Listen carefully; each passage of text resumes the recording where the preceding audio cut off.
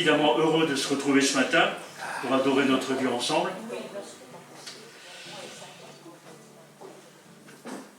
Et avant de commencer, on va débuter par un chant, et ensuite je vais faire une petite lecture biblique.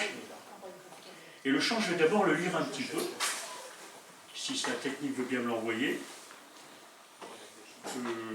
Je l'ai sur ma tablette, mais ça serait bien que tout le monde le voie. Voilà. Voilà, je l'ai perdu. Voilà. Alors ce chant parle de Jésus, lumière du monde, venu dans l'obscurité, tu m'ouvres les yeux. Et je vois tant de beauté que mon cœur ému t'adore. Je sais que ma vie est en toi. Mettez le refrain. Voilà. Car tout est en toi, tout en toi est beauté, tout en toi est grandeur, tout en toi est merveilleux pour moi. Je trouve ce cantique, les paroles formidables. Et je vais lire dans l'évangile de Jean, chapitre 1, versets 1 à 14, dans la version du Semeur, qui illustre en partie ce cantique. Je nous rappelle que dès le commencement, Jean 1, 14, nous rappelle que dès le commencement, Jésus est la parole, la véritable lumière venue dans le monde pour éclairer chaque être humain. Aujourd'hui, notre monde ne semble plus savoir de quelle direction se tourner. Les ténèbres gagnent du terrain, les repères se brouillent et les valeurs du bien et du mal sont souvent inversées. Face à cette confusion, de nombreuses réponses sont proposées, qu'elles soient politiques, religieuses, philosophiques ou idéologiques. Pourtant, aucune ne peut remplacer la véritable lumière. Jean affirme que la lumière brille dans les ténèbres et que les ténèbres ne l'ont pas vaincue. En Jésus-Christ, Dieu s'est fait chair et a habité parmi nous afin de révéler la vérité, la grâce et la vie. Donc, je vais lire Jean 1, chapitre 1, verset 14. Voilà. Si ça s'affiche, ça va manger, parce que là, voilà, techniquement, c'est pas au point. Voilà. Au commencement était celui qui est la parole de Dieu. Il était avec Dieu, il était lui-même Dieu. Au commencement, il était avec Dieu. Dieu a tout créé par lui. Rien de ce qui a été créé n'a été créé sans lui. En lui résidait la vie, et cette vie était la lumière des hommes. La lumière brille dans les ténèbres ne l'ont pas étouffée. Un homme parut, envoyé par Dieu, il s'appelait Jean. Il vint pour être un témoin de la lumière, afin que tous les hommes croient par lui. Il n'était pas lui-même la lumière, mais sa mission était d'être témoin de la lumière. Entre parenthèses, c'est notre mission à nous aussi, n'est-ce pas? Celle-ci était la véritable lumière, celle qui, en venant dans le monde, éclaire tout être humain. Celui qui est la parole était déjà dans le monde, puisque Dieu a créé le monde par lui. Et pourtant, le monde ne l'a pas reconnu. On est tous d'accord, hein? Il est venu chez lui, et les siens ne l'ont pas accueilli. Certains, pourtant, l'ont accueilli. Ils ont cru en lui. À tous ceux-là, il a accordé le privilège de devenir enfant de Dieu. Ce n'est pas une naissance naturelle, ni sous l'impulsion d'un désir, ou encore par la volonté d'un homme, qu'ils le sont devenus, mais c'est de Dieu qu'ils sont nés. Le verset 14 que j'aime bien. Celui qui est la parole est devenu homme et a vécu parmi nous. Nous avons contemplé sa gloire. La gloire du Fils unique, envoyé par son Père. Plénitude de grâce et de vérité. Alors, à la lumière de ce que je viens de vous lire, et puis de ce que j'ai introduit, que ça puisse nous conduire tout au long de nos chants ce matin. Et récemment, je regardais un film en famille, là, ça parlait de musiciens et tout ça. Et le professeur de musique qui donnait des cours de musique, il disait à un étudiant qui chantait très bien, c'était très bien, techniquement c'était bien, mais il dit, il manque quelque chose chez toi, il manque de conviction, ce que tu chantes, apparemment tu n'y crois pas. Et si tu y crois, le public va y croire aussi. Alors ce matin, que nos cantiques aussi puissions les chanter en croyant ce que nous avons chanté. Que ce soit des confessions de foi de notre part, pas seulement une habitude du dimanche matin, un culte chrétien, voilà, un rendez-vous du dimanche habituel, ce soit un peu plus pour nous. Donc on va chanter le premier chant, Lumière du monde, que j'ai lu en partie. Alors c'est pour nous vraiment une confession de foi, parce que vraiment, si Jésus est cette lumière pour nous, ce sont une réalité.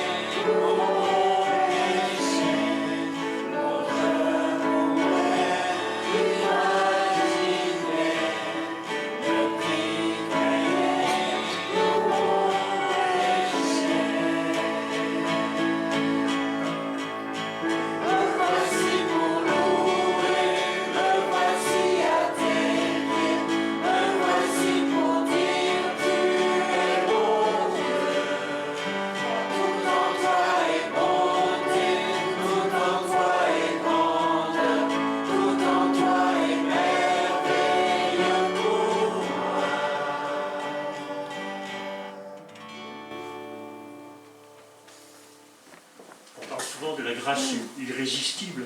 Je suis convaincu d'une chose, que quand on découvre l'amour de Dieu pour nous, qui sommes des pécheurs, on ne peut pas résister à se tourner vers lui et à tomber à ses pieds et à l'adorer. Donc je vais introduire ce culte par un temps de prière, et ensuite nous continuerons à chanter pour proclamer l'amour de notre Dieu. Seigneur, nous te remettons ce culte entre tes mains pour que tu nous conduises, nous diriges, et que tu disposes nos cœurs vraiment à l'adoration. Que nous puissions faire abstraction de tout ce qui peut nous ennuyer ce matin, tout ce qui cette semaine a pu être difficile pour chacun d'entre nous, que nous soyons vraiment concentrés sur ta personne. Nous venons de chanter, tu es merveilleux, tu es beauté, et c'est ce que nous voulons voir ce matin, seulement toi. Je te prie aussi pour nos frères et sœurs qui n'ont pas pu se joindre à nous ce matin, pour différentes raisons, la maladie ou d'autres soucis. Te prions de les bénir, de les visiter, et que ce matin, ils puissent vraiment avoir une pensée spéciale pour toi. C'est-à-dire qu'ils puissent, dans un instant, réaliser que tu es leur Dieu et que tu les aimes de toute éternité. Je te prie aussi pour nos frères et sœurs de la région du Dunkerquois, qui se réunissent ce matin pour se rendre au culte, un culte à ton nom, que ta parole, que ton esprit puisse les visiter, les toucher aussi. Pensons aussi à nos frères qui sont dans des pays où ils n'ont pas la liberté comme nous ici, de se réunir pour t'apporter ce culte de louange et d'adoration. Je te prie de les garder, qu'ils puissent avoir un temps de louange, d'adoration dans la paix, dans la quiétude. Merci pour ta bonté, merci pour ta grâce, merci d'avoir fait de nous ton peuple, notre Dieu. Amen. Amen. Nous allons chanter un prochain chant. Combien tu es digne et tes œuvres sont grandes et admirables, n'est-ce pas?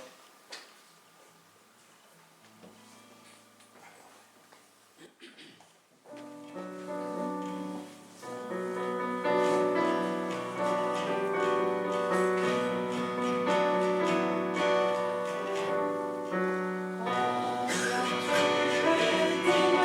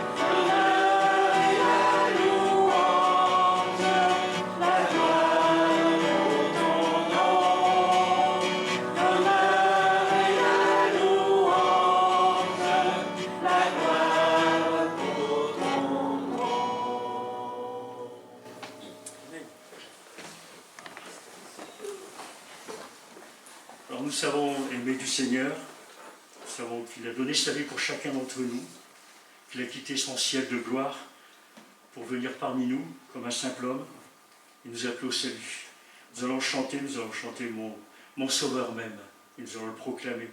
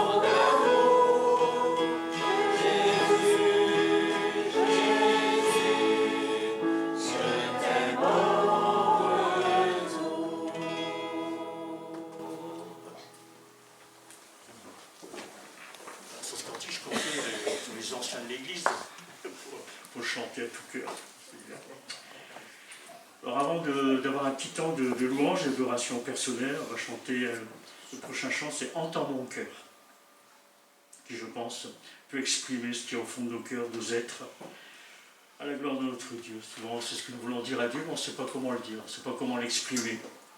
Qu'à travers ce chant, nous puissions confesser cela ce matin. Voilà comment exprimer, comment décrire un amour si grand, si puissant, que rien ne peut le contenir. Je ne sais pas si ça vous arrive de temps en temps, mais de sentir au fond de vos cœurs, ça va exploser pour lui.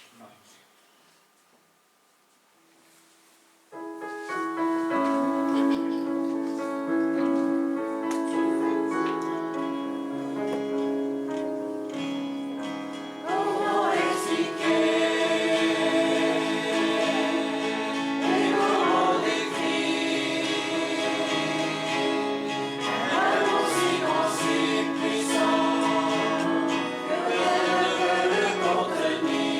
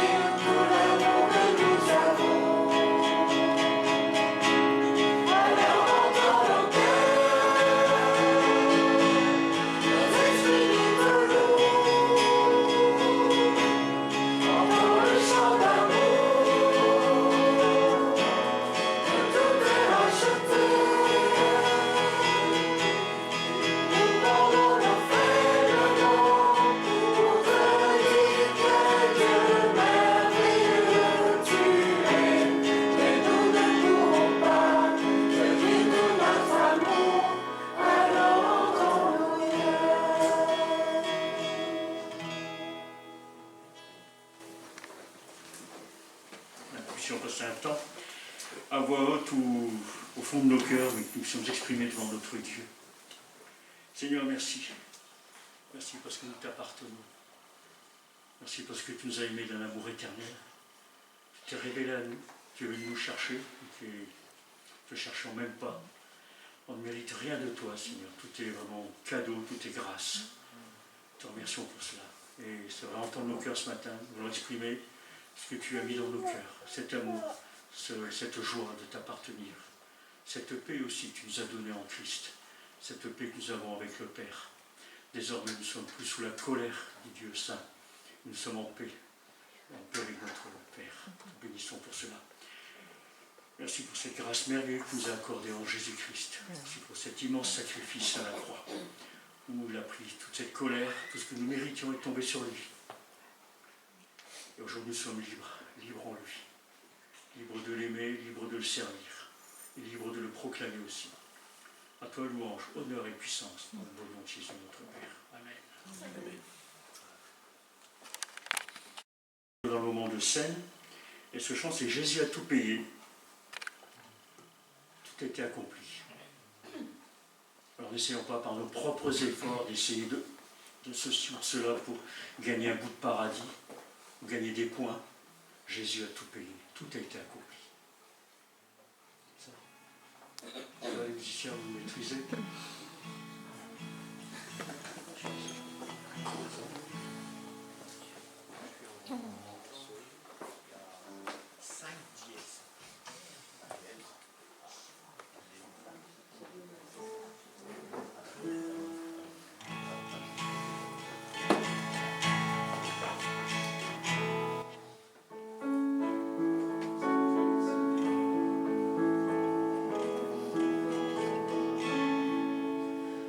Entends-tu sa douce voix?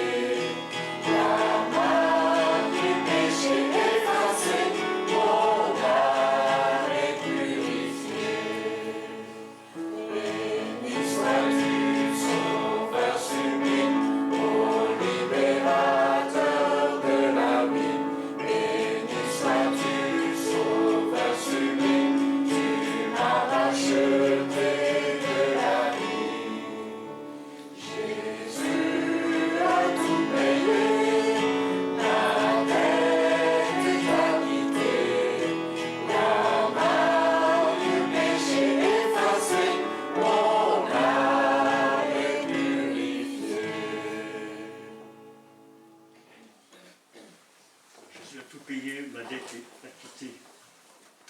Stéphane?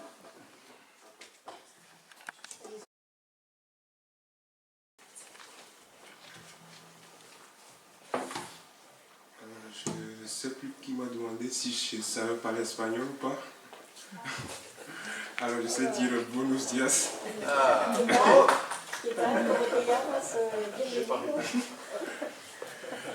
Ah ouais. Bon, j'étais allé dans un supermarché. Du coup, on a fait des courses. Et la dame me disait 50 euros. Alors moi, j'étais bouche bée, je ne savais pas ce qu'elle disait. J'étais là. Elle répétait plusieurs fois. Je ne sais plus si c'était 15 euros ou 50 euros. 50, ah, ok. Sinon, on t'a arnaqué. Non, il m'a fallu voir sur le tableau pour voir combien je devais payer. Donc, heureusement. Sinon, merci beaucoup. Et bon, bonjour à tous. Ceux que je n'ai pas salués. Heureusement, je n'ai pas bronzé. Donc,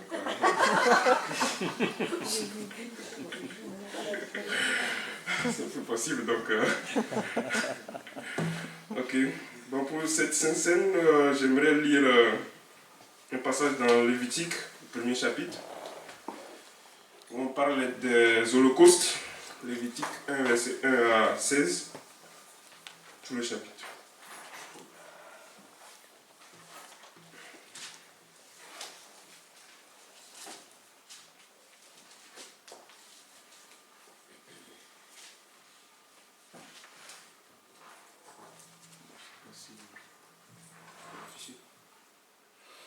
Lévitique 1.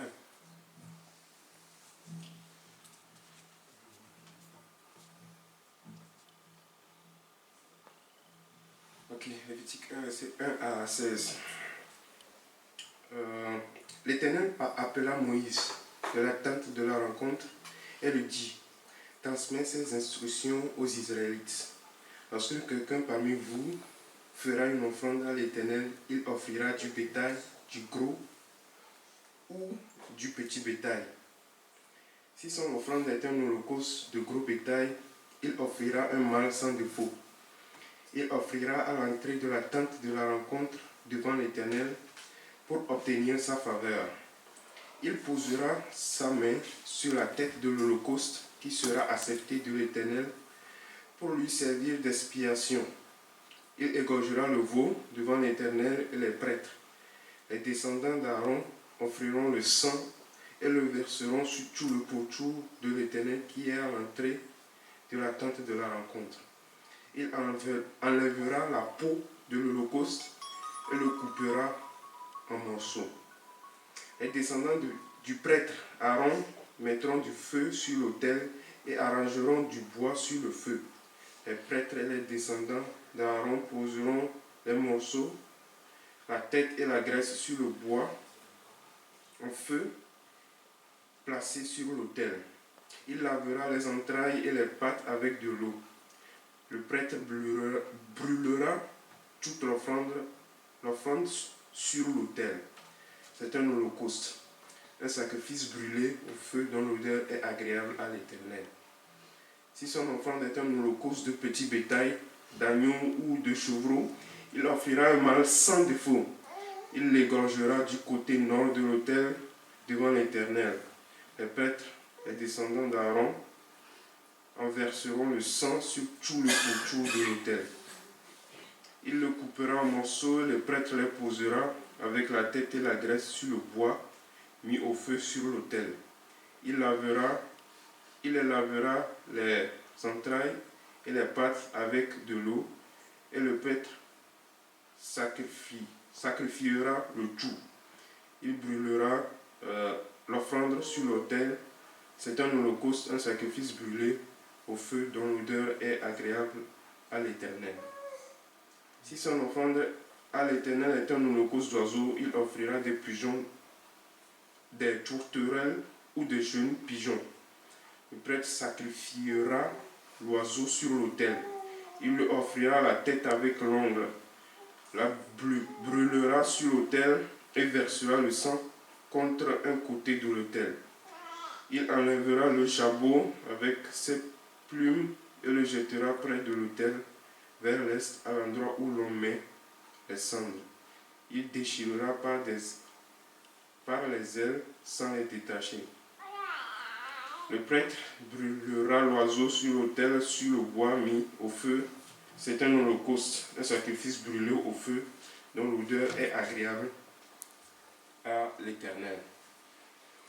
Alors, nous voici arrivés au moment de la scène et nous savons tous que c'est un mémorial pour rappeler le sacrifice du Seigneur Jésus sur la croix, de sa mort, de sa résurrection et aussi de son prochain retour. Alors, il faudrait aussi savoir que Dieu avait déjà commencé par instaurer ces choses dans l'Ancien Testament, comme nous venons de le voir dans ce chapitre. L'image du sacrifice du Seigneur Jésus se faisait déjà voir dans plusieurs cérémonies que Dieu prescrivait aux Israélites.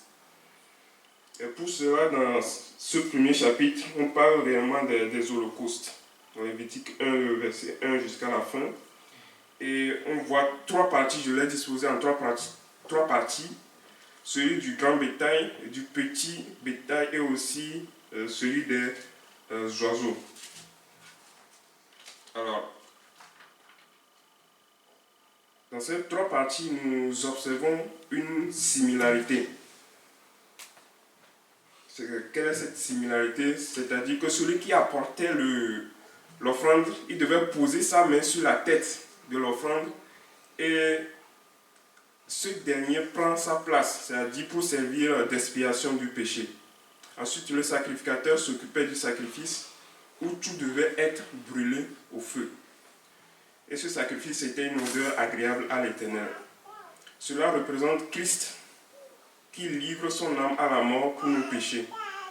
Il a pris nos péchés pour nous permettre de nous approcher de Dieu.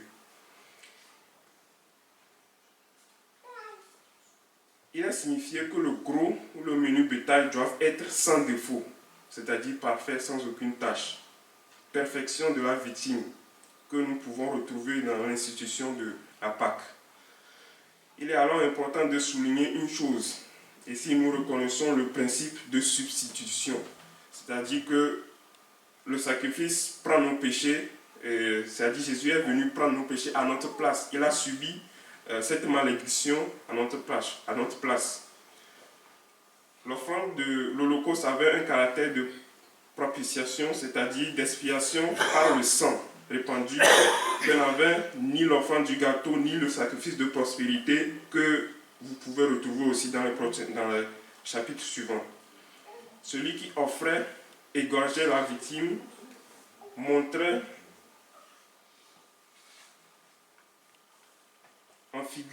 cela montre en figure que Christ, comme homme, a offert sa vie lui-même à la croix. Dans Jean 10, le verset 18, il dit, lui-même peut offrir sa vie et il peut la reprendre aussi. Alors, qu'en est-il du sang? Le sang est placé sur l'autel, figure de la vie offerte par Christ, pour nous laver de nos péchés.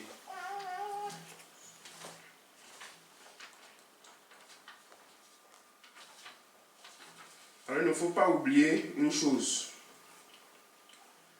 L'acte de celui qui apporte le sacrifice, il a ce désir de pouvoir s'approcher de Dieu. Il a ce désir de pouvoir voir ses péchés pardonnés. Cela signifiait pour lui le retour vers Dieu et c'est la même chose pour nous aujourd'hui. De plus, la Bible nous rappelle ceci dans Matthieu, dans Hébreux 9, le verset 22. Il n'y a pas de sang versé. S'il n'y a pas de sang versé, il n'y a pas de pardon. Nous savons tous que cela avait été annoncé par les prophètes dans les miracles que Dieu a accomplis dans l'Ancien Testament. Le Seigneur Jésus est venu accomplir tout cela sur la croix. Et nous ouvrons donc la porte du salut, nous permettant ainsi de nous approcher du trône de Dieu. Alors, il nous demande de ne jamais oublier cela. Ce sacrifice sur la croix, nos péchés ou encore le salut pour lequel il a été battu, il a été abandonné de tous. Il a versé son sang pour la rémission de nos péchés. Et c'est aussi pour cela qu'il dit dans Luc 22, versets 14 à 20, que faites ceci en souvenir de moi. Connaissons tout ce passage, 1 Corinthiens 11, verset 23-26. En d'autres termes, moi je l'interprète comme ceci. Le Seigneur Jésus nous dit, n'oubliez pas qu'en prenant cette scène, que j'ai été battu pour vous, pour moi, que j'ai versé mon sang pour vos péchés, pour mes péchés. N'oubliez pas qu'en ce jour, je vous ai arraché des griffes de la mort. Et n'oubliez pas qu'en ce jour, ou à partir de ce jour, vous avez accès au trône de Dieu, duquel vous pouvez vous approcher comme un fils vers son Père. Parce qu'en ce jour, vous êtes devenus des enfants du Père, mes frères. N'oubliez pas aussi ceci, que bientôt je reviendrai vers vous. Je reviendrai vers vous pour vous chercher, afin que nous puissions tous ensemble nous réunir dans la bonté du Seigneur pour l'éternité. Alors, nous connaissons tous le passage de 1 Corinthiens 11, le verset 23-26, que le Seigneur nous rappelle qu'il est venu sur cette terre pour mourir pour nos péchés, et qu'en prenant ce pain, en prenant ce vin, et que nous nous rappelons de sa mort, de sa résurrection, et aussi de son prochain retour pour nous, pour venir nous prendre avec lui et nous réjouir avec lui pour l'éternité. Alors si quelqu'un veut bien m'aider pour prendre le pain.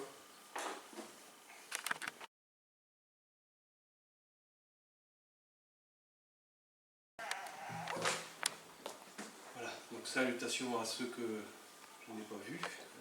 Soyez les bienvenus dans ce lieu.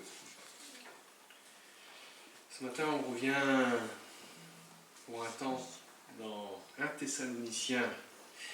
On va faire lecture dans le chapitre 4, des versets 1 à 12. C'est la partie qui m'a été confiée. Voilà, donc...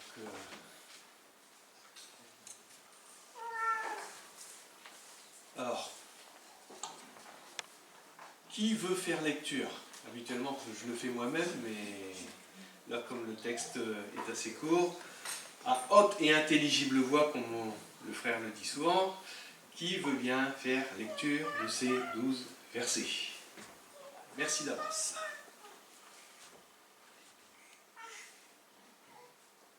Enfin, frères, vous avez appris de nous comment vous devez vous conduire pour plaire à Dieu. Et vous vous conduisez déjà ainsi. Mais nous vous le demandons, et nous vous y invitons à cause de votre union avec le Seigneur Jésus.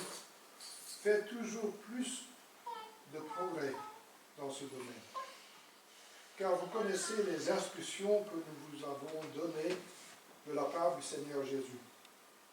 Ce que Dieu veut, c'est que vous meniez une vie sainte et que vous vous absteniez de toute immoralité, que chacun de vous sache gagner une parfaite maîtrise de son corps, pour vivre dans la sainteté et l'honneur, sans se laisser dominer par des passions déréglées comme le font les païens qui ne connaissent pas Dieu.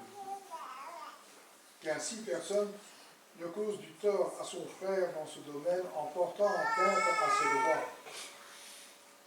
Dieu, en effet, fait justice de toute faute de ce genre. Nous vous l'avons déjà dit et nous vous en avons averti. Car Dieu ne nous a pas appelés à nous adonner à des pratiques dégradantes, mais à vivre d'une manière sainte. Celui donc qui rejette cet enseignement rejette non pas un homme, mais Dieu, qui vous donne son Esprit Saint. Concernant l'amour fraternel, vous n'avez pas besoin d'instructions écrites de ma part, car Dieu vous a lui-même appris à vous aimer mutuellement. C'est ce que vous faites envers tous les frères de la Macédoine entière. Mais nous vous invitons, frères, à faire toujours plus de progrès, en mettant votre point d'honneur à vivre dans la paix, à vous occuper chacun de ses propres affaires et à gagner votre vie par votre travail, votre propre travail, comme nous vous l'avons déjà recommandé. Une telle conduite vous gagnera le respect de ceux qui vivent en dehors de la famille de Dieu, et vous ne dépendrez de personne. Merci. Voilà, ces 13 versets sur lesquels eh bien, j'ai dû cogiter, méditer, creuser les méninges, lu, écouter, beaucoup de choses. Et le titre que l'on peut donner à ce passage des Écritures pourrait être « Une vie transformée pour plaire à Dieu ». Bon, on essaye toujours de faire 1 point, 2 points, 3 points, 4 points. Là, j'ai essayé de faire en 3, mais j'aurais pu faire 4. Et pour ne pas être trop long, on va rester à 3. Première partie, l'encouragement à progresser dans la sanctification. Ensuite, vivre en nouveauté de vie dans le monde opposé à Dieu. Et troisièmement, un témoignage pour ceux du dehors. Alors les premiers mots du premier verset sonnent comme un résumé de ce que l'apôtre Paul souhaite graver dans le cœur de cette jeune église. N'oublions pas que cette église ne datait pas d'hier, elle était certes âgée de quelques années, créée par l'apôtre Paul, mais c'est quand même une église qui était, on pourrait dire, dite jeune. Elle n'avait pas, comme nous, 80-90 ans d'existence. C'était une jeune église, et cette jeune église avait besoin d'encouragement et aussi de direction. Et le Saint-Esprit donne par cette lettre de Paul aux Thessaloniciens, et c'est le fil, entre guillemets, conducteur, plaire à Dieu. Plaire à Dieu. Cette expression plaire à Dieu est le cœur, on va dire, de ce premier verset. On peut aussi souligner ce fait que, ce que déclare Paul, les jeunes chrétiens de cette assemblée ont reçu la conduite à suivre d'après le témoignage vécu de Paul, Sylvain ou Silas, ça dépend des versions, et Timothée. En observant la vie et le comportement de ces 3 serviteurs, ces jeunes chrétiens ont appris à se conduire pour plaire à Dieu.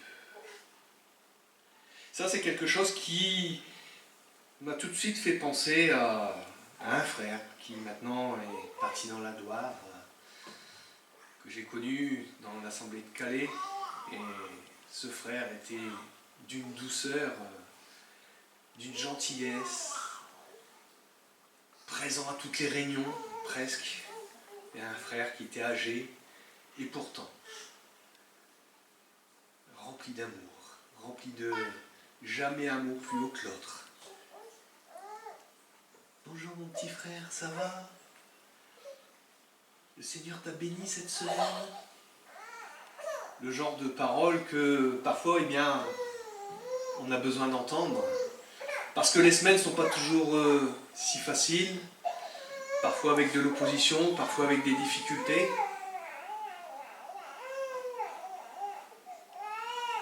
Et c'est vrai que chacun de nous doit réaliser que nous sommes, comme cette lettre lue, comme Paul, Sylvain et Timothée, cette orientation à marquer par notre témoignage, vécu, les cœurs de ceux qui ne connaissent pas Dieu ou qui sont en recherche.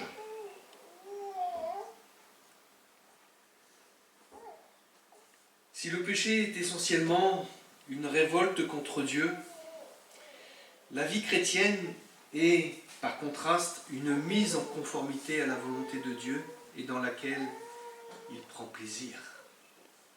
Ô combien, ce matin encore, au travers de cette lecture, le Seigneur veut nous encourager à, si on pouvait reprendre ce chant que l'on connaît bien, te ressembler Jésus. C'est mon espoir suprême. Non pas te ressembler physiquement, mais te ressembler dans tes attributs. Dans ces attributs, comme nous l'avons souligné dans nos louanges. On pourrait même reprojeter éventuellement le premier chant, car tout en toi est beauté. Tout en toi est merveilleux pour moi. Quand on regarde le Seigneur, on se dit, mais est-ce qu'un jour je serai capable d'arriver à un tel niveau de perfection? Oui, nous savons que nous sommes dans ce monde, et dans ce monde, il y a toujours cette opposition qui est flagrante. Le Seigneur nous demande une conduite et un vécu irréprochable, comme il le dit dans un de ses passages, « Soyez saints car je suis saint ». Continuez à progresser dans la sainteté. Le motif de ce que l'on peut qualifier de morale chrétienne est avant tout être une marque réelle de reconnaissance envers Dieu par notre Sauveur Jésus-Christ. Si nous cherchons à progresser dans la sanctification, ce n'est pas pour, allez, quand on se regarde dans la glace, je suis bien. Waouh!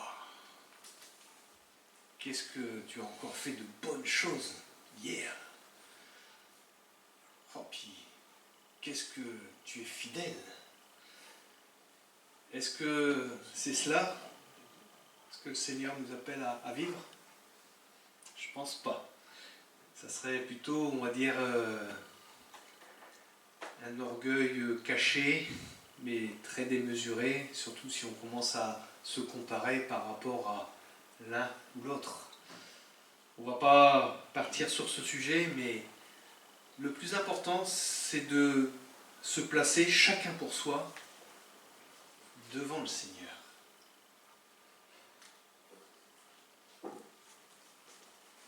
L'encouragement à persévérer, à progresser dans la sanctification montre que dans le monde ou le temps où nous vivons, la vigilance est de rigueur.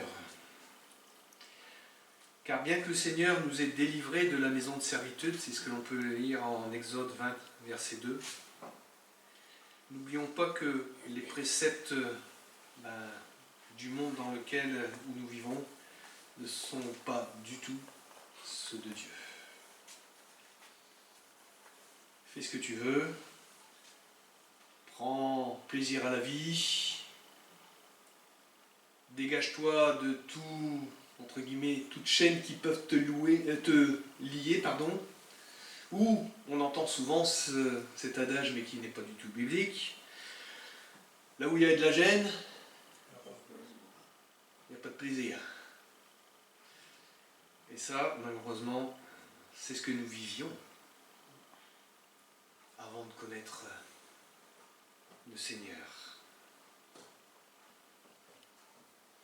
La grande question sur laquelle nous pouvons réfléchir ce matin est: quel témoignage est-ce que je laisse auprès de mes frères et sœurs, ainsi qu'aux yeux de ceux du dehors? Comment me perçoivent-ils? Qu'inspire ma conduite, ma vie auprès de l'Assemblée?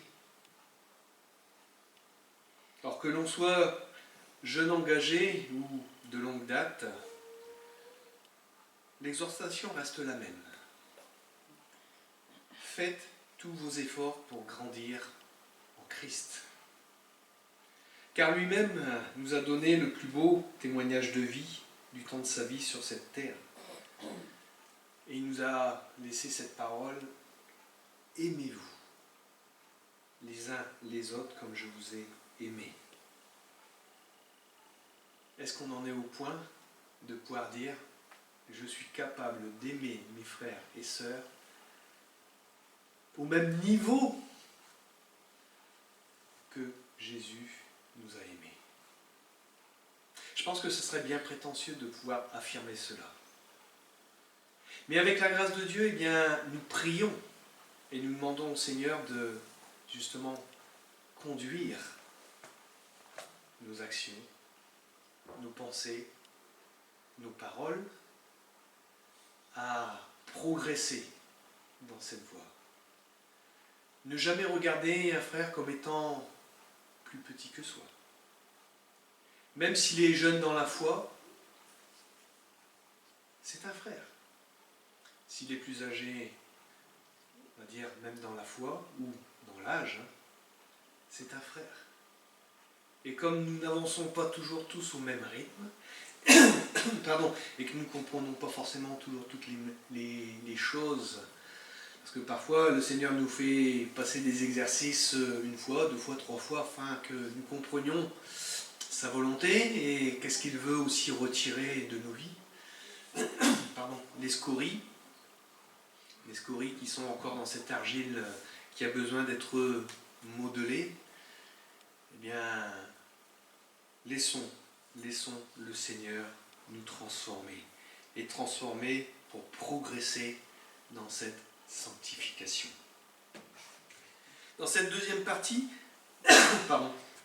l'apôtre va surtout appuyer sur le fait que Dieu veut notre sanctification, en dénonçant les coutumes ambiantes de l'immoralité qui était monnaie courante.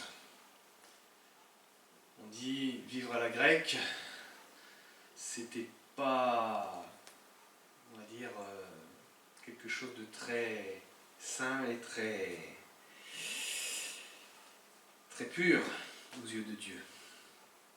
L'immoralité était courante, je dirais même presque une norme de vie, comme parfois dans certaines, on va dire, paroles que l'on entend encore aujourd'hui, que ce soit à la radio ou dans ce que vous voulez, eh bien, on essaye de dévoyer justement nos voix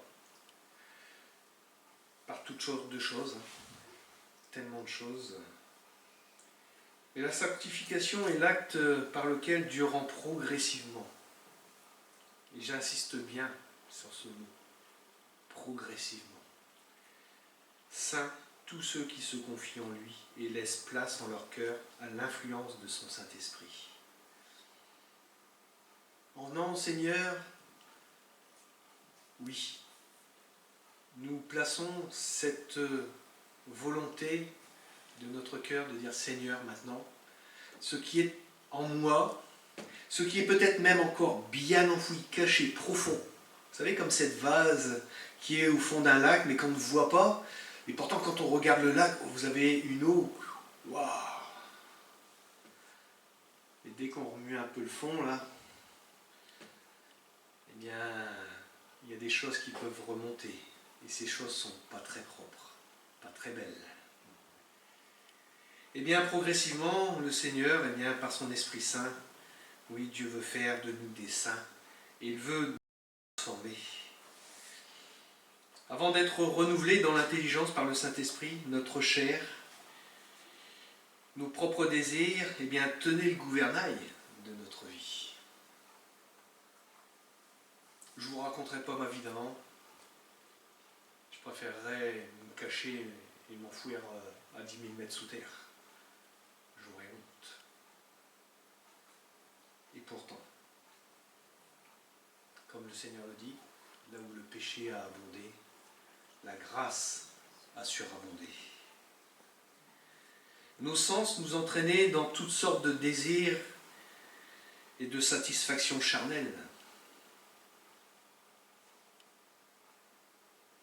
Il y a tellement de choses que la chair Alors que ce soit dans l'aspect souvent sexuel, que ce soit dans l'aspect financier, que ce soit dans...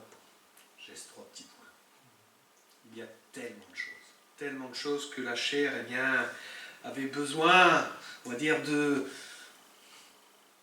prendre la convoitise. Oh, lui, il a ça. Oh, punaise. Et puis parfois, plutôt que de se l'acheter, eh bien, on va plutôt le voler. Ah, mais... Aussi, ouais, parce que nous le valons bien, nous avons de la valeur, donc nous le valons bien, il nous le faut. C'est une nécessité. On nous inculque régulièrement, on nous bombarde, entre guillemets, de cette fausse doctrine. Tu le vaux bien. Et pourtant, tout ce que le Seigneur nous dit dans sa parole, il n'y a pas un juste, pas même un seul. Je ne vaux pas la grâce de Dieu. Je ne vaux pas l'amour de Dieu. Mais Dieu, lui, dans son amour, a dit, j'ai payé pour toi. J'ai payé pour tes impuretés. J'ai payé pour tes péchés. L'apôtre affirme qu'il ne doit plus en être ainsi. En Christ, toutes choses sont devenues nouvelles. Le mot impureté est porneia.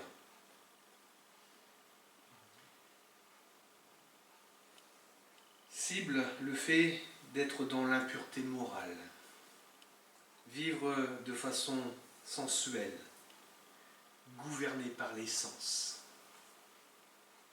On n'a pas qu'un seul. La vue, et c'est celui souvent le premier qui nous fait chuter. On regarde et le désir commence à prendre place à partir du moment où on le mûrit et on le désire. L'aveugle, qu'est-ce qu'il peut désirer quand il est aveugle de naissance? Est-ce qu'il peut convoiter quelque chose? Non. Le premier péché, dans le jardin d'Éden, la femme vit. Il y a eu quelque chose. La vue. Et cette vue, malheureusement, eh bien, il faut qu'elle soit aussi sanctifiée. Une pornée est une prostituée. Et ça, on le voit dans 1 Corinthiens chapitre 6, 16. Donc on voit donc clairement le point fort sur lequel Paul veut appuyer. La lutte contre les tentations dans le domaine des relations sexuelles illicites. La fidélité envers notre conjoint est non seulement une preuve d'amour, mais aussi de volonté d'honorer Dieu. Dieu veut que le mariage soit honoré de tous.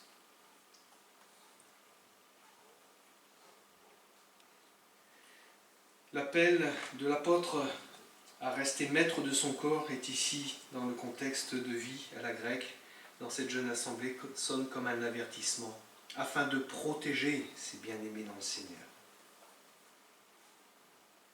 S'écarter du mal tient de la responsabilité de chaque croyant, pour rester en communion avec le Dieu saint.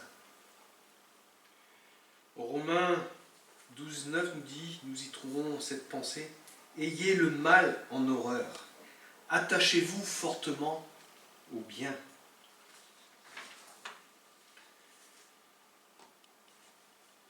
Et dans cette deuxième partie de l'exposé de Paul, qui concerne la sanctification, montre que celle-ci n'est pas une œuvre égoïste, mais qu'elle est orientée aussi vers les autres.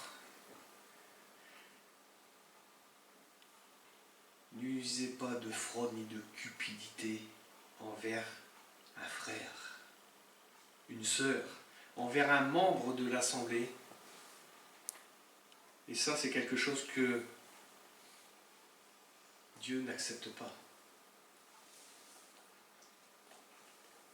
Il le dit expressément, Dieu tire vengeance de toutes ces choses.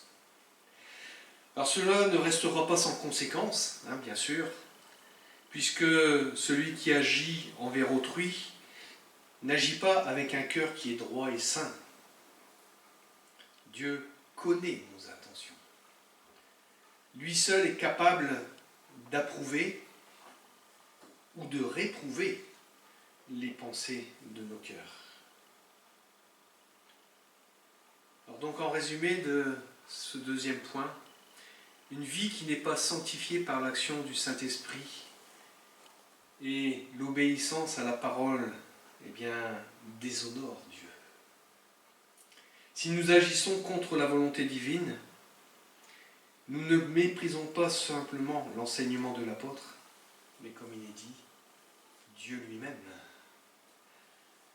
Alors je l'espère et je veux le croire que nous désirons chacun, pour notre part, honorer notre Seigneur, glorifier son nom, être dans cette dynamique de sanctification, dire Seigneur, même là, tu vois, s'il y a encore de la boue à certains endroits dans mon cœur, je te l'apporte. Fais table rase, purifie-moi, sanctifie-moi. Dieu ne rejette jamais celui qui vient à lui en repentance. Jamais. Dieu fait grâce. Et heureusement. Sinon, mal nous en prendrait. Mal nous en prendrait. Mais Dieu est amour. Et ce qu'il aime, c'est voir, comme David, revenir à lui et dire « J'ai péché contre le ciel et contre toi. Pardonne mon péché. Purifie mon péché. Purifie mon cœur. » On ne peut pas purifier le péché, parce que le péché étant consommé, il ne reste plus que la justice de Dieu. Mais celle-ci, au travers de Jésus-Christ, s'est accomplie. Ensuite, à partir du verset 9, Paul aborde le sujet de l'amour fraternel. Cet amour pour lequel l'apôtre encourage ses croyants,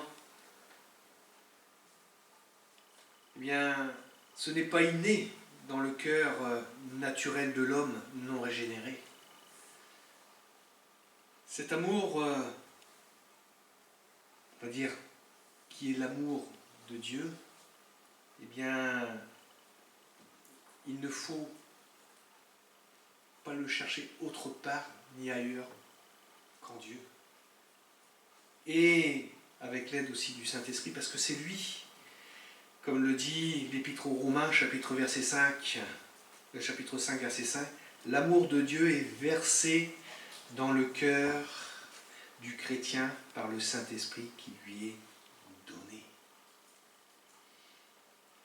On ne peut pas voler l'amour à Dieu. On ne peut pas.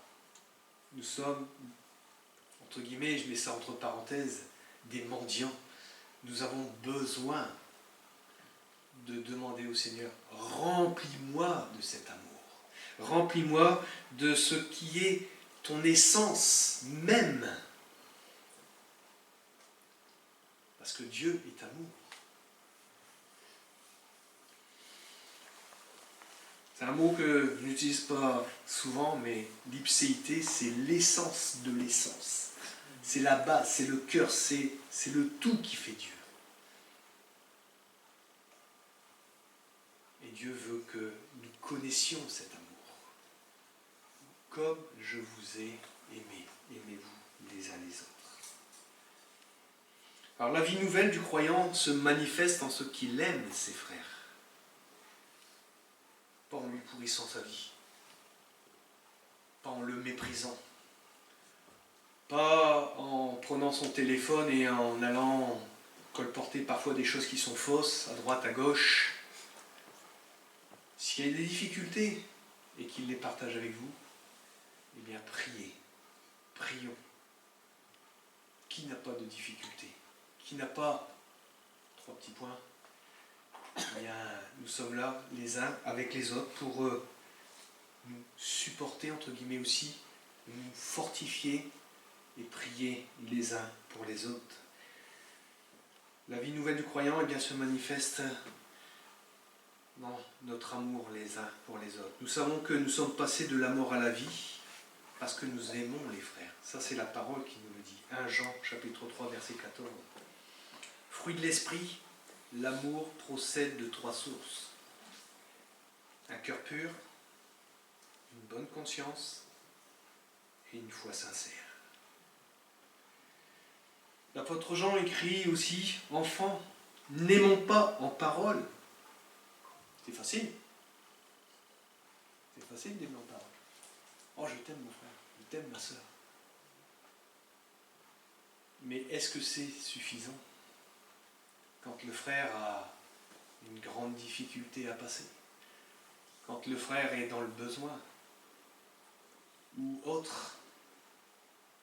Sommes-nous pas de ceux qui sont capables d'ouvrir nos cœurs et nos mains, nos actions pour apporter réconfort et soutien ou éventuellement d'autres choses? Des progrès sont toujours possibles à l'école de Dieu. Toujours. Aux Philippiens qui vivaient dans l'amour fraternel, l'apôtre écrit « Je demande ceci dans mes prières, que votre amour abonde encore plus en connaissance et toute intelligence. » Ça veut dire quoi? Même si on est capable d'aimer les frères et sœurs, nous ne sommes pas encore arrivés au point d'aimer au niveau du Seigneur. Puisque lui, en plus, a accepté de mourir, de donner sa vie pour les frères et sœurs. Cet amour fraternel est aussi un témoignage d'une volonté de vivre une vie paisible. Une vie paisible et d'une marche honorable devant Dieu. Et si l'apôtre écrit ces quelques mots, les Thessaloniciens étaient, j'y peut-être, mais là j'ai écrit sûrement en train de faiblir dans l'amour fraternel. On peut parfois se refroidir, persévérer dans l'amour fraternel. Peut-être une injonction qui peut être envoyée comme ça, comme une parole simple. Mais si nous n'avons plus de sentiments pour un frère qui s'éloigne, pour un frère qui nous a causé du tort, ou autre, eh bien, nous avons besoin de réclamer la grâce de l'amour dans notre cœur pour le Seigneur, pour ce frère, mais par le Seigneur. Alors, l'apôtre les exhorte à s'appliquer à vivre paisiblement, et en plus, à leurs propres affaires, et à travailler de leurs propres mains. Verset 11. Vivre paisiblement, je pense que tout le monde le désire. Vivre en paix. Dans ce monde tumultueux. Dans ce monde où quand on allume la radio, que de souffrance, que de catastrophes, que de larmes. Et pourtant, Dieu sait ces choses, Dieu connaît ces choses. Mais il nous demande de vivre paisiblement, chacun là où il est. Vivre en paix avec notre entourage, sans chercher par ambition personnelle à se donner de l'importance aux dépens des autres. Ne cherchons pas à gagner le monde, puisque nous n'emporterons rien avec nous dans le ciel de gloire. Comme cette parole qui nous est dit, à quoi servirait-il à un homme de gagner le monde? Quelque part, je vois certaines grandes richesses, j'ai l'impression qu'ils n'en ont jamais assez, toujours plus. Encore. Et pourtant, ils ne partiront pas avec leur argent. Alors nous devons nous demander si notre activité se déploie en vue de nous-mêmes et du monde, ou pour nos frères et pour Dieu. Ce que je fais, est-ce que c'est pour ma propre gloire? Est-ce que je le fais pour être bien vu? Ou est-ce que je le fais premièrement, comme la parole de Dieu nous le dit, faites tout pour la gloire de Dieu. Ça devrait être notre axe, on va dire notre fil rouge, notre fil conducteur dans notre vie du quotidien. Que ce soit au travail, que ce soit avec les enfants, que ce soit ici, partout où nous sommes, eh bien, nous sommes appelés à vivre et à glorifier le Seigneur et en faisant tout pour sa gloire. Et ensuite, il parle d'un truc qui parfois arrive, le danger de nous mêler des affaires de ce qui ne nous concerne pas. Mêlez-vous de vos affaires, dit l'apôtre. Il sera plus nettement dénoncé dans cette deuxième épître en 2 Thessaloniciens, chapitre 3, verset 11, mais comme ce n'est pas mon sujet, je laisse le soin pour plus tard au frère qui partagera ce passage. Mais soyons gardés de vouloir nous occuper de ce que les autres font et évitons de porter des jugements qui souvent sont hâtifs et non justes. Qui est capable d'apporter un jugement juste? Certes, si nous voyons un frère qui commence à affaiblir dans la foi, qui commence à dévier, notre rôle dans l'amour est de le reprendre, mais comme le dit la parole, avec toute douceur et avec amour.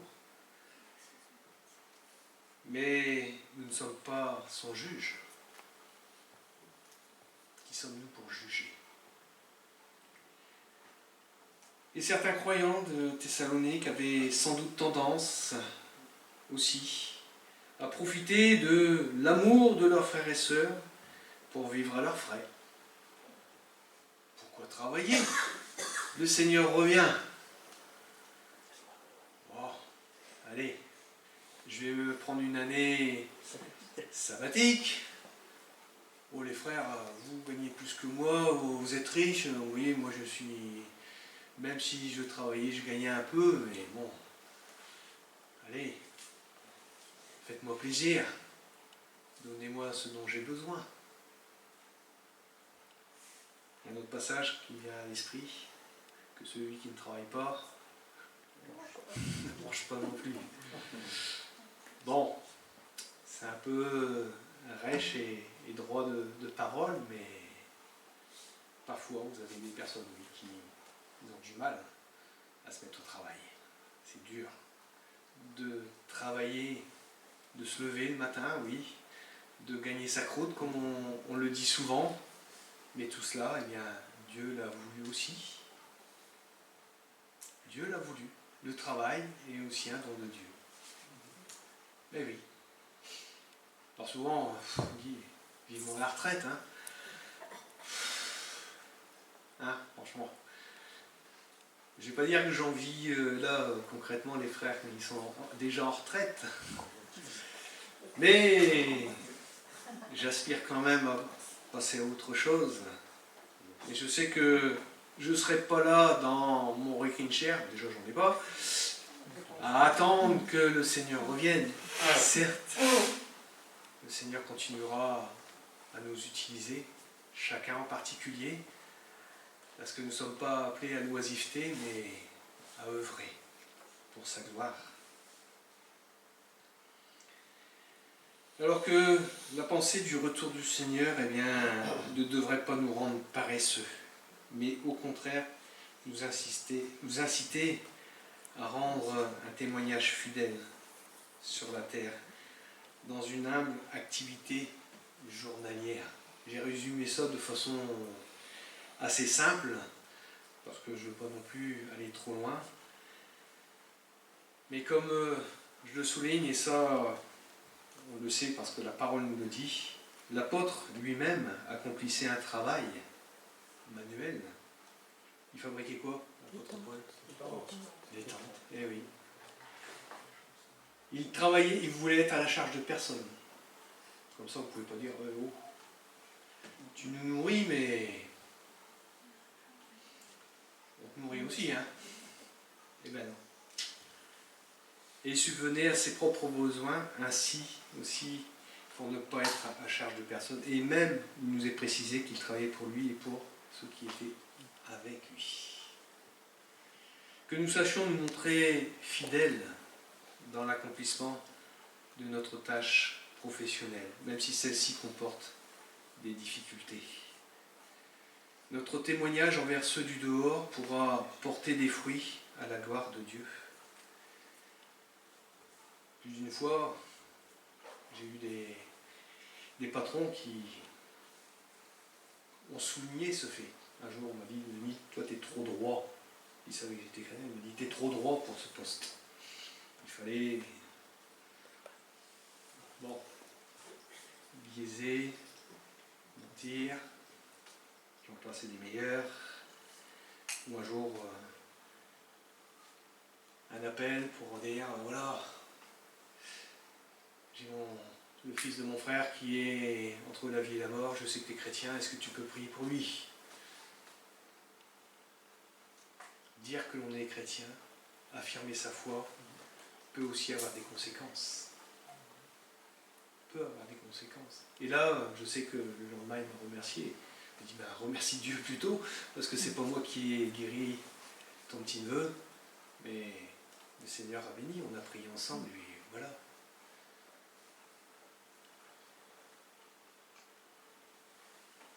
Alors cette responsabilité vis-à-vis des inconvertis est appelée et rappelée par Paul aux Colossiens.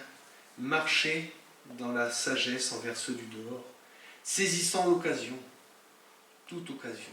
Notre conduite honnête, comme de jour, et là on le voit en Romains 13,13, peut être remarquée par des personnes qui seront ainsi amenées à la foi. Et Dieu fait son œuvre en son temps. Parfois on ne voit pas les fruits de ce que l'on a pu semer. On aimerait bien voir les fruits de ce que l'on a semé. Ça nous réjouirait tellement. Mais le Seigneur, lui, le voit. Donc pour résumer ce partage sur les 12 premiers versets, toujours continuer à chercher la sanctification pour plaire à Dieu. C'est ce que l'apôtre encourage. Et si cette lettre nous est parvenue, c'est qu'elle nous est aussi nécessaire. Continuer avec l'assistance du Saint-Esprit à maîtriser nos corps, nos pulsions, nos mauvais désirs dans nos relations avec autrui. Et l'amour fraternel au sein des assemblées est appelé à grandir pour être ce témoignage puissant aux yeux du monde. C'est de l'amour dont vous aimez les uns les autres que le monde verra que vous êtes mes disciples. Ça sera la conclusion de ce partage. Et j'aimerais avec vous chanter ce chœur qui nous dit « Change mon cœur, Seigneur, change mon cœur. » J'ai encore tant besoin aussi qu'il soit changé. Et je ne pense pas être le seul ici. Qui a encore besoin d'être changé ce matin par le Seigneur? C'est comme si je devais faire un appel ce matin, dire « Est-ce que tu as dans ta vie quelque chose à te reprocher? Eh bien, viens devant et on va prier ensemble. » Vous pourriez tous venir devant. Moi aussi. Même ceux du fond. Même le jeune baptisé. Lui qui a franchi les eaux du Jourdain dans cette salle. Eh oui, tu as besoin de la grâce. Nous avons besoin de la grâce et du pardon de Dieu et de ce changement de cœur. À lui soit toute la gloire. Amen.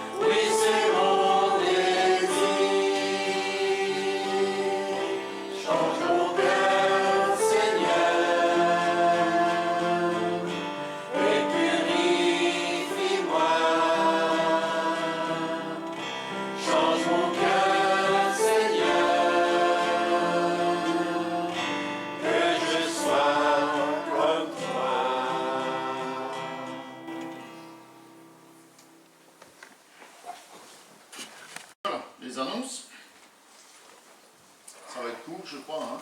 Donc, mercredi, on a la rencontre de prière ici à 19h30.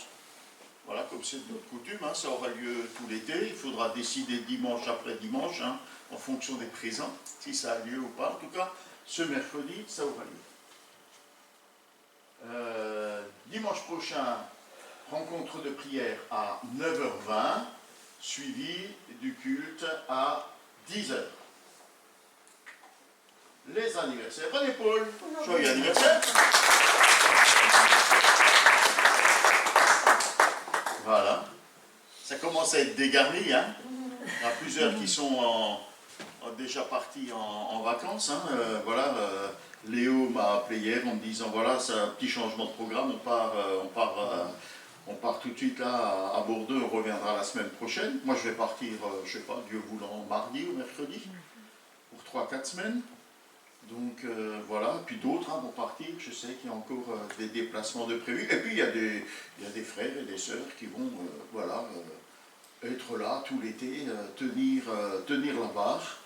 Voilà, en tout cas que, quelles que soient les circonstances dans lesquelles vous êtes cet été, que le Seigneur vous garde, vous bénisse et qu'il, comme ça a été dit ce matin, qu'il nous aide à progresser dans la sanctification, qui nous permette de rester fidèles et persévérants et qu'il nous trouve veillants.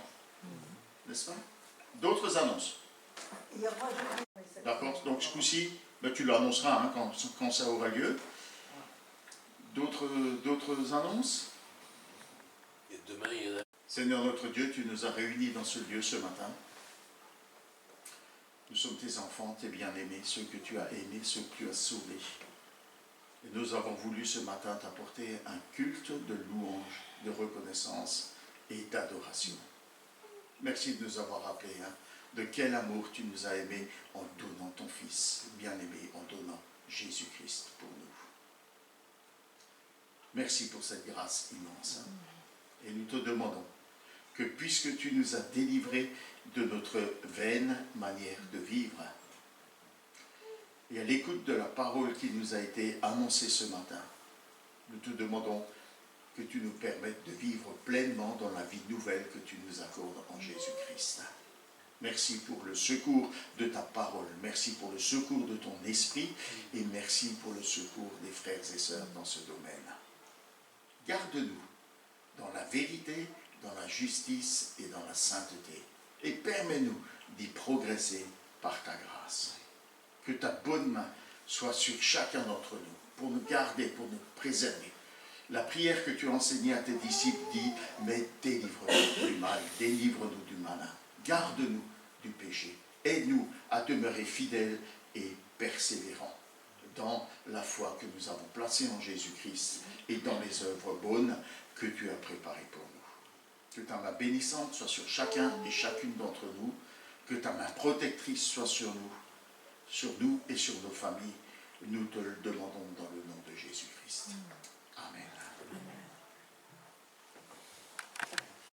Pendant la prédication, ça m'a fait penser à un verset de première épître de Jean, qui nous dit ça. Et bien aimés, nous sommes maintenant enfants de Dieu, et ce que nous serons un jour n'a pas encore été révélé. Mais nous savons que lorsque Christ apparaîtra, nous serons semblables à lui, parce que nous le verrons tel qu'il est. Toute personne qui possède cette espérance en lui se purifie comme lui-même est pur. Fin de la sanctification, son retour. On va chanter un dernier chant, on s'est séparés. Je te donne tout, prends mon âme, prends mon cœur. C'est un chant qui nous engage, tout simplement.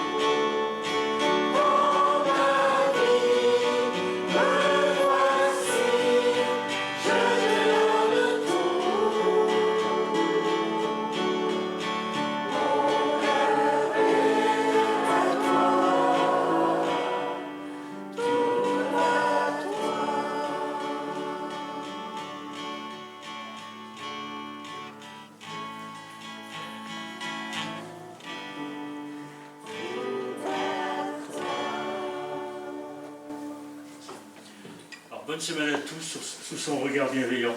Je vous garde.